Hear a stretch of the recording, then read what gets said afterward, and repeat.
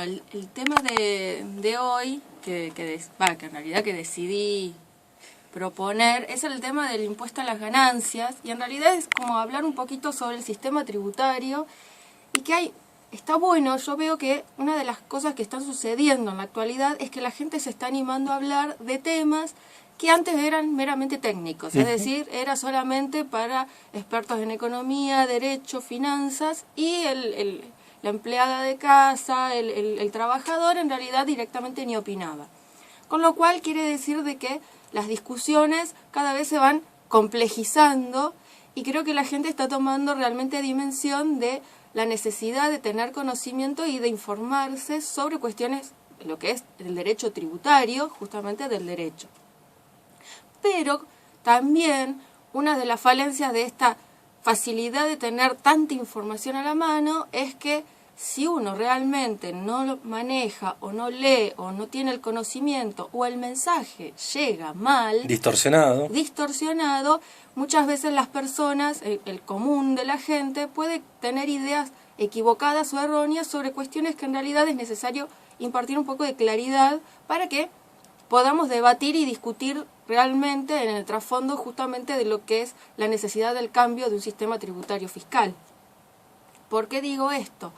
Porque si bien la discusión nace con el impuesto a las ganancias, la discusión también tiene que ser sobre establecer un sistema tributario más justo y más equitativo. De ahí realmente surge la necesidad de discutir el impuesto a las ganancias.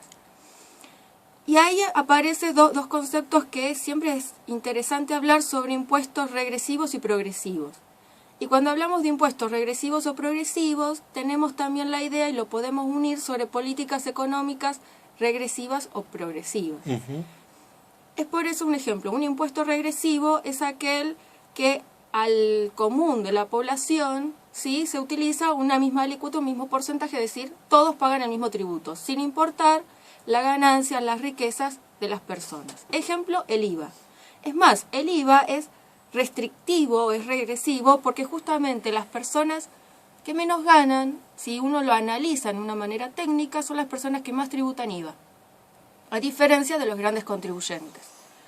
Y como ejemplo de impuesto progresivo, es decir, quien más ganancia, quien más renta, quien más tiene, es el que más paga, es justamente el impuesto a las ganancias. ¿Por qué? Porque establece una progresión del porcentaje para tributar que va aumentando conforme a la renta o la ganancia. ¿Cuál es la crítica que se le hace desde tanto opositores como de dentro de lo que es el oficialismo? Es una cuestión semántica sobre la ganancia, porque el impuesto a la ganancia no solamente está incluyendo incluso a las personas que trabajan en relación de dependencia. Y entonces ahí partimos de un concepto erróneo, porque el salario jamás puede ser considerado ganancia. No puede ser considerado ganancia y equipararlo con las ganancias tal vez de una sociedad, ¿sí? Pero algo que hay que desmitificar: en todos los países se pagan impuestos por el salario.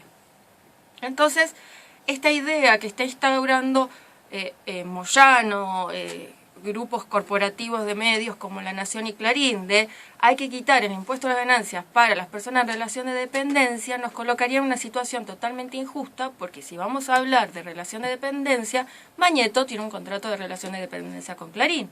Y si quitamos el impuesto a las ganancias para los trabajadores o los que tienen contrato de trabajo, Mañeto no debería tributar impuesto a las ganancias. Ahí es donde está la discusión.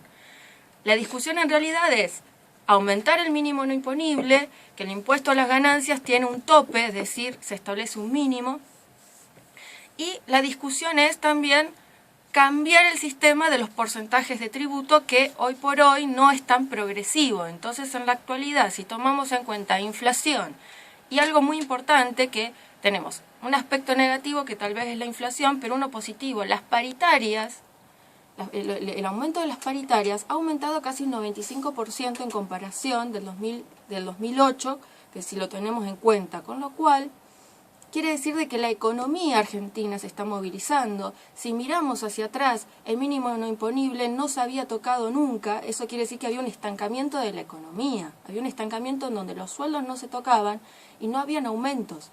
Entonces, el lado positivo quiere decir de que hoy la discusión es el impuesto a la ganancia, y no es la cuestión de, un ejemplo, la pobreza, la exclusión, con lo cual quiere decir de que tan mal no vamos. El tema es el siguiente, hay que modificar y actualizar el impuesto a la ganancia para que no se convierta en regresivo y que la demanda agregada, que es lo que se supone con estas políticas económicas se tiende a ampliar, se vea disminuida. Por eso es que la discusión es replantear el mínimo no imponible, ampliarlo, es decir, establecer un sistema de deducciones que sea justa, porque ahí aparece un ejemplo, no aparece contemplada para deducir, es decir, para explicar a la gente sobre el impuesto a las ganancias.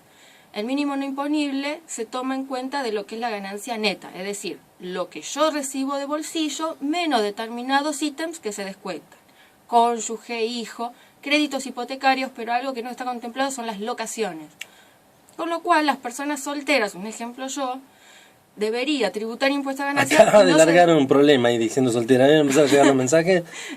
Soltera y sin hijos, ¿no? No puedo deducir las locaciones, es decir, el alquiler, por ejemplo, de mi casa. Y con los costos actuales de la zona, prácticamente muchas veces los alquileres son un poco casi la mitad del sueldo de una persona. Un poco casi, yo te diría.